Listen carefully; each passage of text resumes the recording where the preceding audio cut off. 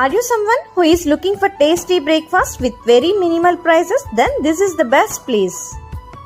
So షార్జాలో ఒక చిన్న పని మీద బయట వచ్చాం. దారిలో ఒక cute shop called Veg Me దగ్గర ఆగాము to have some quick bytes.